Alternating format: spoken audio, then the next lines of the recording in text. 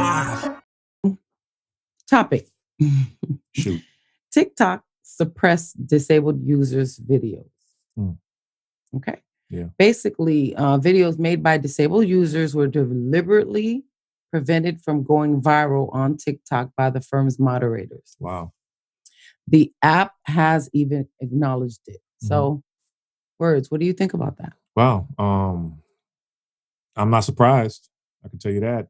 TikTok is, from what I understand, is a Chinese-owned company, and they're trying to, I guess, build their brand by having more attractive people or people without disabilities, actually, using their platform to expose their content.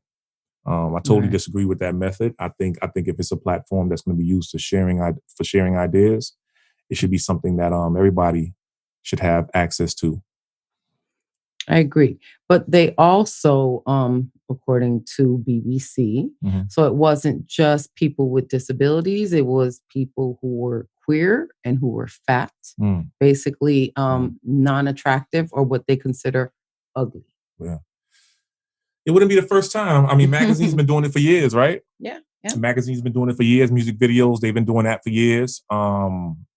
I mean, just think about it. It's been something that's been the norm. They try to use looks. They try to use, people who are representing the lifestyle that they want to try to brand, a successful lifestyle. That's how they try to push their agenda. It's almost like, we used to do events back in the days.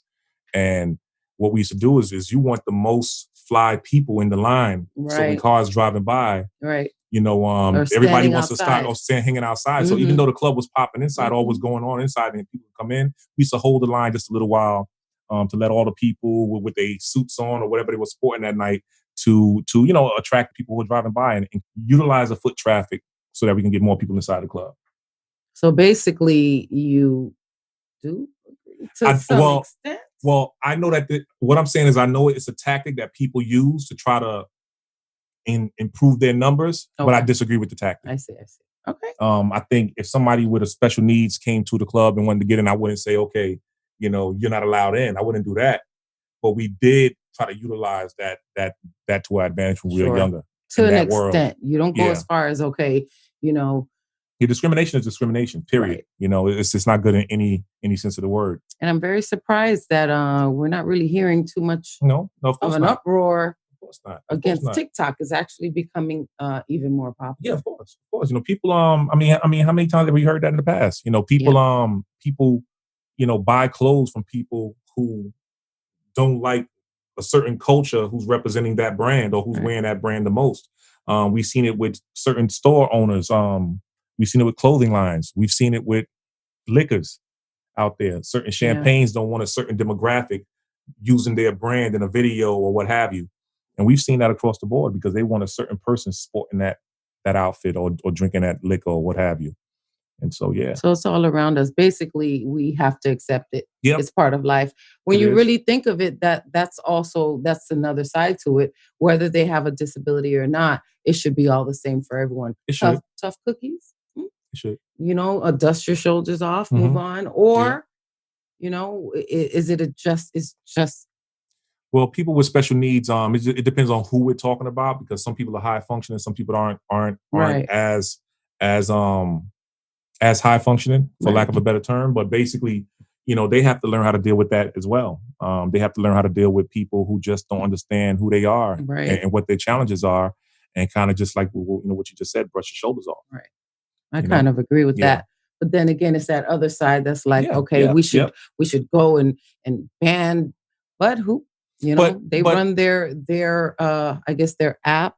Yeah, but there's other platforms out there that cater to that demographic, that caters to people with special needs. Right. So let them use, Twitter, let them use Instagram and Facebook and so forth. Sure. Let them use those platforms because those platforms actually supports their need to have to use that platform. Right. I agree. So that's it. I mean, if it was the only show in town, then I would say, okay, let's go after that and try to be advocates and let's try to fight for that because that's the only platform that we can use, period. But there's so many other options out there right now. Let bygones be bygones. Yep. Well, all right. So according to the Association for Science in Autism Treatment, autism spectrum disorder is a complex neurobehavioral disorder characterized by impairment in reciprocal social interaction, impairment in communication, and the presence of repetitive and stereotypic patterns of behaviors, interests, and activities. So basically, the onset of symptoms are typically before the age of 3. So roughly in like 1.5 to 2, we see most diagnosis for autism. Now, the severity of impairment is basically in the given domains as well as the patterns of impairment. So what that means is it just basically varies from individual to individual. And this is why doctors refer to a spectrum of disability versus, saying all of it is just autism. It's just a spectrum. I agree. The disorder. And you know that for, firsthand, because when we was taking care of, people with special needs and on the front lines doing it, it doesn't matter if somebody has an intellectual disability. Person A has an intellectual disability, person B has an intellectual disability, and person C has an intellectual disability, but they have all different emotional, mental capabilities and skill sets, basically. They all are different, even though they label the disability the same exact disability, like Down syndrome, for instance. They all have their own quirks. They all have their own areas where they thrive. And other areas that they challenge in, that they have challenges in.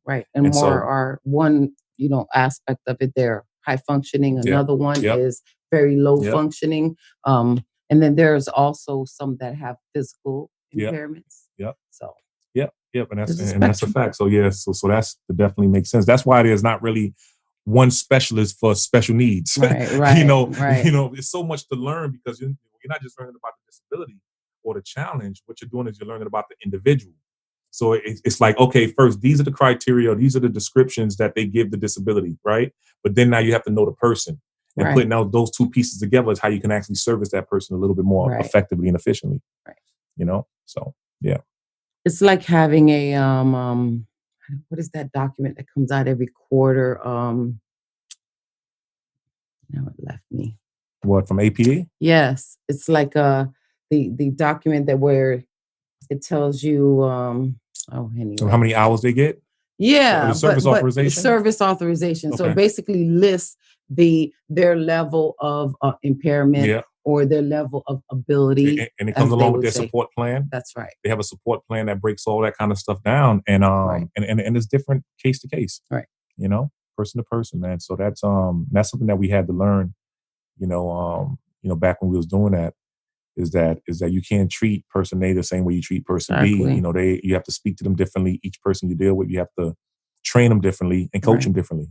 So yeah. Basically, and then you have to be around them. Once you're around them, you could then gear training around their needs just a little better. That's a fact. But that's going to take a kind of heart, a certain kind of heart. Right.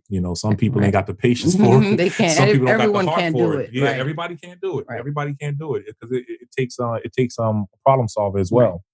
Somebody who can go into a situation that's not really what it should be and turn it into something that's better by the time they walk away. Right. So that's definitely a skill set that you either have to acquire or you have to come to the table with initially. And it takes an honest person. Yeah, facts.